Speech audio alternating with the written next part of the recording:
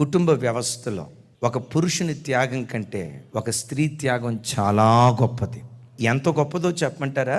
వివాహమైన తర్వాత భర్త తన ఇంట్లోనే ఉంటాడు, తన తల్లిదండ్రులతోనే ఉంటాడు, తన అన్నదమ్ముల మధ్య ఉంటాడు, తన అక్క చెల్లెల మధ్య ఉంటాడు, తను పుట్టిన గ్రామంలోనే ఉంటాడు, తన వారితోనే ఉంటాడు. కానీ స్త్రీ దగ్గరికి వచ్చేసరికి ఆ బిడ్డ త్యాగం ఏంటో తెలుసా?